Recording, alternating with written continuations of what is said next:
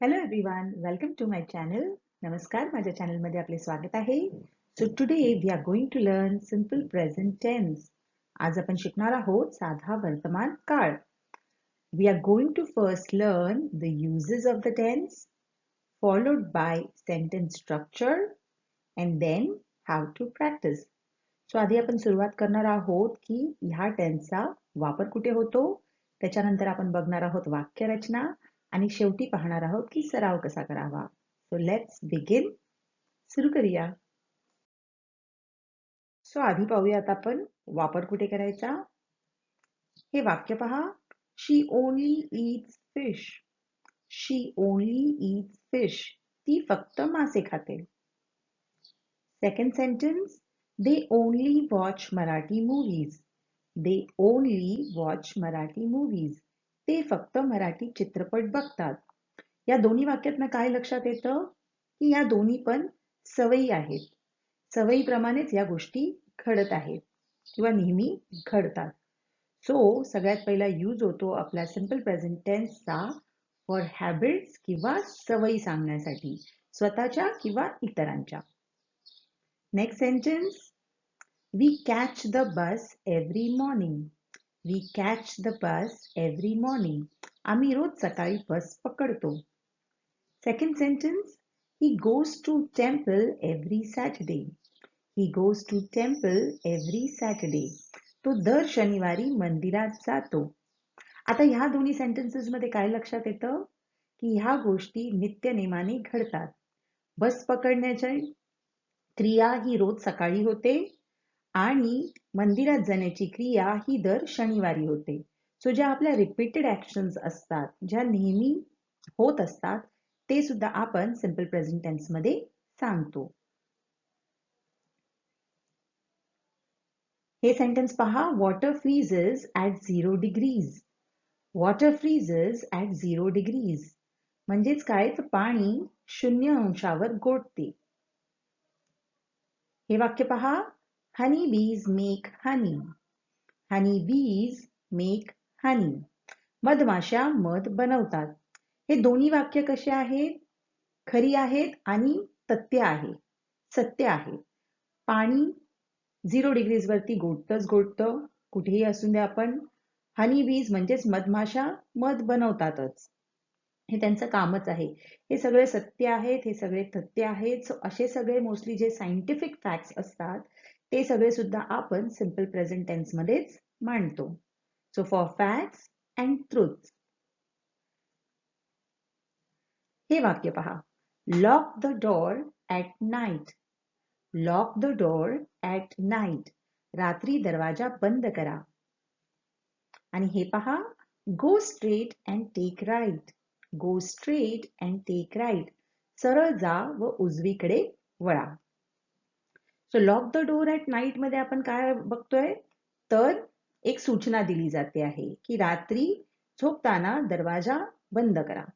दुसऱ्या वाक्यात आपण दिशा दाखवतोय, go straight and take right. So अशा सिच्युएशन मध्ये सुद्धा आपण सिंपल प्रेझेंट टेन्सच वापरतो. आता आपण पाहूया पॉझिटिव्ह सेंटेन्सेस म्हणजेच अफर्मेटिव्ह सेंटेन्सेस म्हणजेच आपले होकारार्थी वाक्य कसे बनवायचे ते. सुरुवात होते नेहमी सब्जेक्टने, त्याच्यानंतर येतो वर्ब V1 फॉर्म मध्ये. V1 फॉर्म म्हणजे मूळ फॉर्म आणि काही ठिकाणी एस किंवा ES हा प्रत्यय लागतो.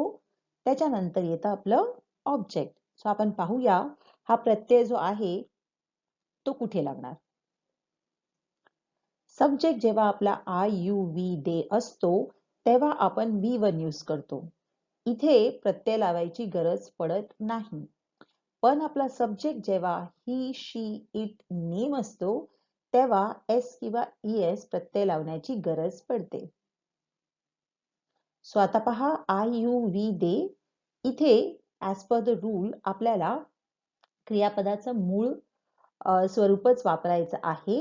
इथे आपल्याला प्रत्यय लावायची गरज नाही आहे. सो आपण घेणार आहोत क्रियापद प्ले आणि आपला कर्म म्हणजेच ऑब्जेक्ट असणार आहे टेनिस. सो ही वाक्य कशी बनणार. I play tennis, you play tennis, we play tennis, They play tennis. Subject जेव्हा ही, शी, इट, नेम असणार तेव्हा नियम काय आहे की क्रियापदाला एस किंवा ईएस हा प्रत्यय जोडला जाणार.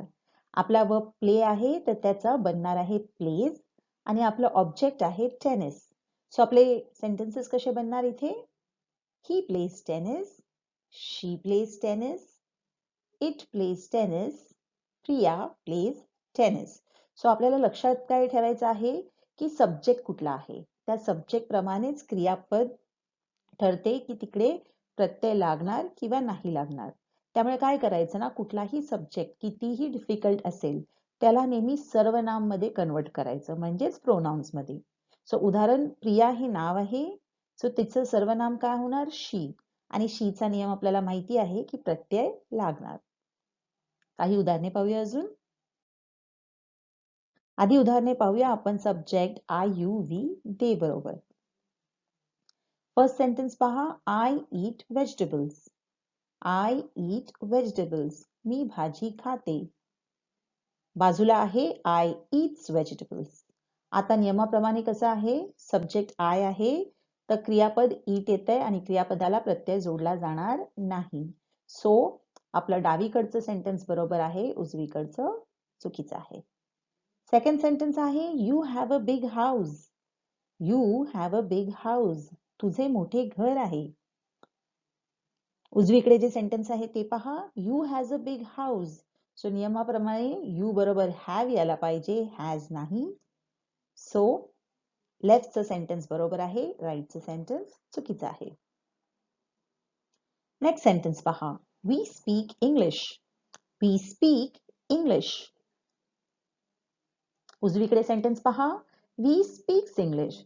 सो नियमाप्रमाणे वी सब्जेक्ट आहे तो क्रियापदाला प्रत्यय जोडला जाणार नाही, त्यामुळे पहिलं बरोबर आहे, उजवीकडचं चुकीचं आहे. Fourth sentence, they jog daily. They jog daily. ते रोज धावतात. उजवीकडे सेंटेन्स आहे, they jogs daily. So as per the rule they आहे तर क्रियापदाला प्रत्यय जोडला जाणार नाही. सो फर्स्ट सेंटेन्स बरोबर आहे आणि उजवीकडे जे सेंटेन्स आहे ते चुकीचं आहे. आता आपण पाहूया examples with subject he, she, it, name. पहिलं सेंटेन्स पहा, ही स्लीप्स लेट. ही स्लीप्स लेट म्हणजेच तो उशिरा झोपतो. आता उजवीकडे पहा, ही स्लीप लेट. नियमाप्रमाणे सब्जेक्ट ही आहे सो क्रियापदाला प्रत्यय जोडला गेला पाहिजे. सो डावीकडचं सेंटेन्स बरोबर आहे, उजवीकडचं चुकीचं आहे.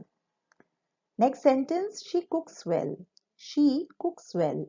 ती उत्तम स्वयंपाक करते. राईटकडे जे सेंटेन्स आहे ते आहे, she cook well. So as per the rule प्रत्यय जोडला गेला नाही आहे, त्यामुळे पहिलं सेंटेन्स बरोबर आहे, राईटकडचं चुकीचं आहे. नेक्स्ट सेंटेन्स, इट म्हणजेच dog barks a lot. It म्हणजेच डॉग बार्क्स अ लॉट. तो कुत्रा खूप भुंकतो. राईटकडे सेंटेन्स पहा, it bark a lot. It bark a lot. So परत नियमाप्रमाणे प्रत्यय जोडला गेला नाही आहे क्रियापदाला इट सब्जेक्ट असतानाही. सो आपलं लेफ्ट कडचं सेंटेन्स बरोबर आहे, राईटचं चुकीचं आहे. Next sentence, Prachi prays every day. Prachi prays every day. Prachi रोज प्रार्थना करते. राईटकडे सेंटेन्स आहे, प्राची प्रे एव्हरी डे. अर्थात हे चुकीचं सेंटेन्स आहे कारण प्राची सब्जेक्टला क्रियापदाला प्रत्यय जोडला गेला पाहिजे. सो डावीकडचं सेंटेन्स बरोबर आहे, उजवीकडचं चुकीचं आहे. आता आपण पाहूया नेगेटिव्ह सेंटेन्सेस म्हणजेच नकारार्थी वाक्य. आधी वाक्य रचना पाहूया. सब्जेक्ट प्लस डू किंवा डज प्लस नेगेटिव्ह सेंटेन्स आहे म्हणून not. V1 form of the verb. इथे काहीच टेन्शन नाही आहे की प्रत्यय जोडला जाणार की नाही मुख्य क्रियापदाला, प्लस ऑब्जेक्ट म्हणजे कर्म. आता आपण वर्ब्स वरती एक लेसन केलेला आहे, डू आणि डज वरतीही लेसन केलेला आहे. तो लेसन जरूर पहा. तरी इथे थोडक्यात सांगते की एका वाक्यात जेव्हा दोन क्रियापदे येतात तेव्हा दोन्ही क्रियापदे काळ दाखवत नाही. एक दाखवतो काळ तो दुसरा दाखवतो क्रिया. काळ कोण दाखवतं? जे क्रियापद हेल्पिंग आहे आणि क्रिया कोण दाखवतं? जे मुख्य क्रियापद आहे. सो आपला हेल्पिंग वर्ब आहे इथे डू डज, ते दाखवतंय काळ, आणि V1 फक्त क्रिया दाखवणार आहे. आणि डू आणि डजचा वापर कुठे होतो ते आता आपण पाहणार आहोत. सब्जेक्ट IUV दे असला तर आपण डू वापरतो आणि subject he she it name असेल तर आपण डज वापरतो. नेगेटिव्ह सेंटेन्स आहे म्हणून दोन्हीकडे नॉट लागणार. डू नॉटचं कॉन्ट्रॅक्शन आहे डोंट आणि डज नॉटचं कॉन्ट्रॅक्शन आहे डझंट. याच्यावरती पण आपण एक लेसन केला आहे, जरूर पहा. सो आता आपले सब्जेक्ट्स आहेत IUV ते, त्याच्याबरोबर येणार डोंट आणि आपला वर्ब आहे प्ले. आपला ऑब्जेक्ट आहे गोल्फ. सो पूर्ण सेंटेन्स बनणार I don't play golf, you don't play golf, we don't play golf, they don't play golf.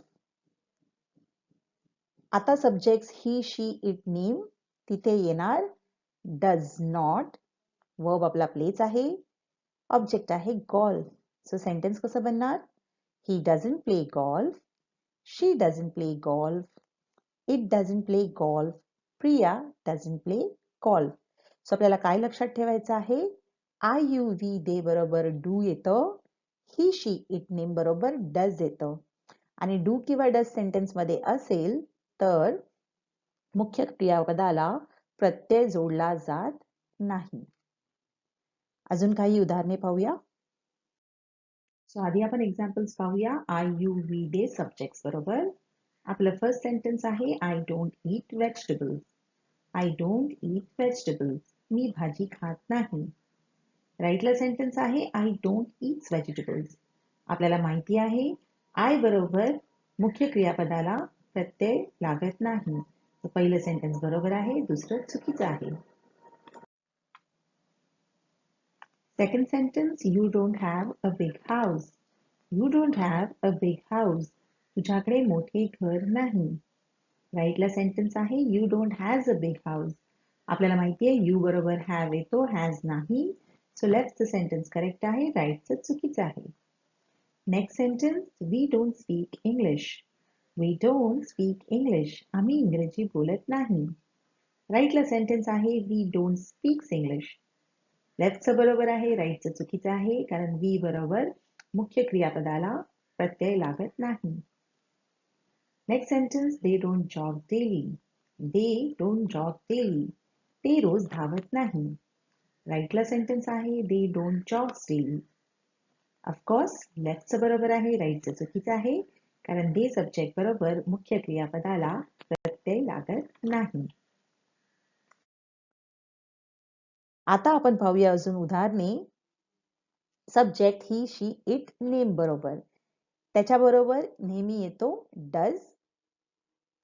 He doesn't sleep late. He doesn't sleep late, तो उशिरा झोपत नाही. राईटचं सेंटेन्स पहा, ही डझंट स्लीप्स लेट. अर्थात पहिलं बरोबर आहे, दुसरं चुकीचं आहे, कारण वाक्यात डज आला आहे. सो क्रियापदाला प्रत्यय जोडला जात नाही. Next sentence she doesn't cook well. She doesn't cook well, तिला चांगला स्वयंपाक येत नाही. राईटचं सेंटेन्स आहे शी डझंट कुक्स वेल. अर्थात पहिलं बरोबर आहे, राईटचं चुकीचं आहे, कारण डज आलेला आहे सेंटेन्स मध्ये, त्यामुळे क्रियापदाला प्रत्यय जोडला जाणार नाही. Next sentence it doesn't bark a lot.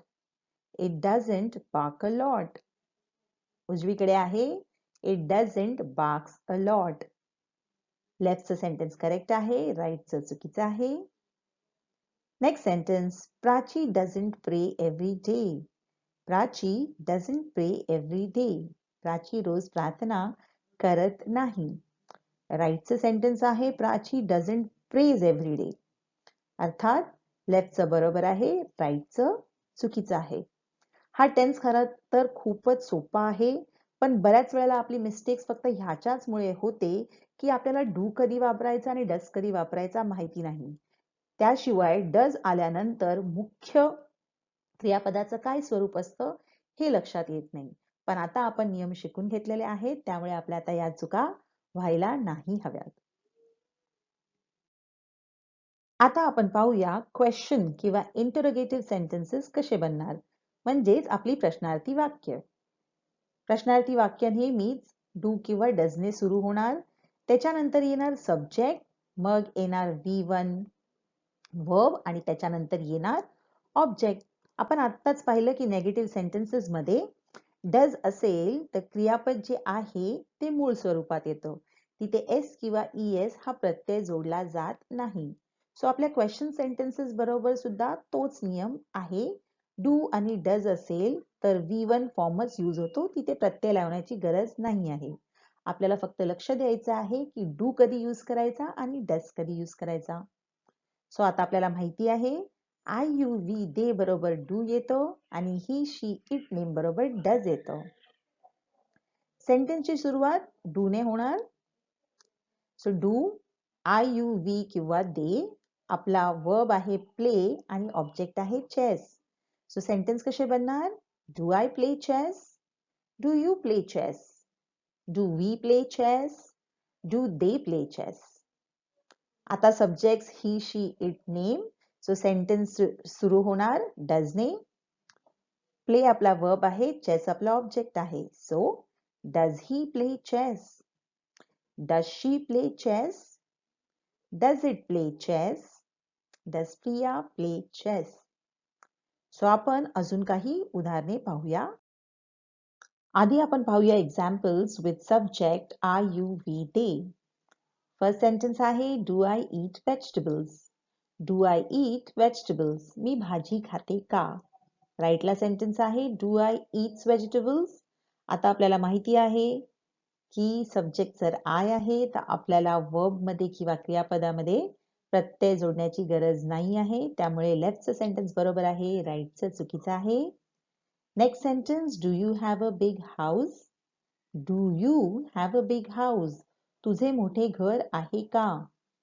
राईटचं sentence आहे do you has a big house? अर्थात लेफ्टचं सेंटेन्स बरोबर आहे, राईटचं चुकीचं आहे. Third sentence do we speak English? Do we speak English? आम्ही इंग्रजी बोलतो का?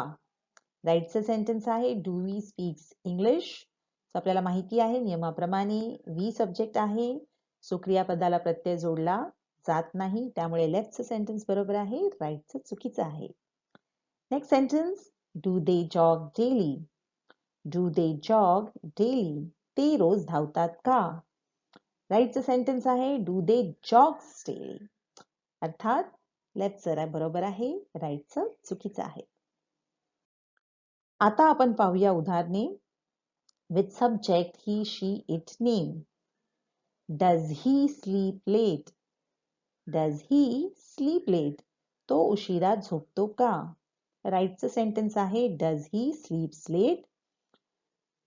लेफ्टचं सेंटेन्स बरोबर आहे, कारण का डज आल्यामुळे मुख्य क्रियापदाला प्रत्यय जोडला गेला नाही आहे, पण राईटच्या सेंटेन्समध्ये डज असतानाही मुख्य क्रियापदाला प्रत्यय जोडला गेला आहे, त्यामुळे ते चुकीचं आहे.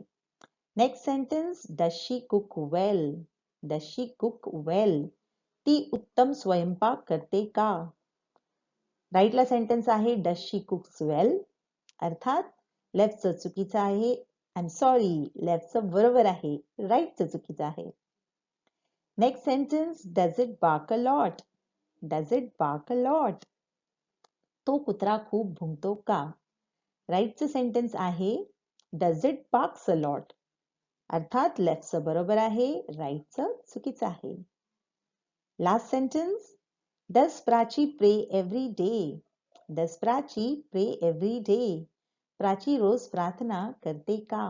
राईटला सेंटेन्स आहे does Prachi prays every day? So आता आपल्याला माहिती आहे की डज आला तर त्याच्याबरोबर मुख्य क्रियापदाला प्रत्यय जोडला जात नाही, सो आपल्या लेफ्टचं सेंटेन्स बरोबर आहे, राईटचं चुकीचं आहे. आता आपण पाहूया की प्रत्यय कसा जोडला जातो. If verb ends in ch, o, s, sh, x or z, then add es. So आपली जी क्रियापदे आहेत जे ch, o, s, sh, x किंवा z मध्ये संपत असतील तर आपण काय करायचं आहे? फक्त es जोडायचा आहे. एक्झाम्पल्स पाहूया. कॅच चं होईल catches, go चं होईल goes, stress चं होईल stresses, push चं होईल pushes, fix fixes, fizz fizzes. Next, if verb ends in y, change y to ies. क्रियापद y मध्ये जर संपत असेल तर आपल्याला काय करायचंय? y काढायचा आणि ies जोडायचं. एक्झाम्पल पाहूया. फ्लायचं बनणार फ्लाईज आणि क्रायचं बनणार cries. Next rule, if verb ends in y and there is vowel sound before y, then only add s. म्हणजेच काय सोपं तर जर क्रियापद y मध्ये एंड होत असेल आणि त्याच्या आधी स्वर असेल तर फक्त s जोडायचा आहे. काहीही तिथून काढायचे नाही आहे. एक्झाम्पल, प्लेचं बनेल प्लेज, सेचं बनेल सेज. एवढेच 3 नियम आहेत. आणखी बरेचसे वेगवेगळे नियम आहेत पण ते फार क्वचित वापरले जाणारे क्रियापदे आहेत.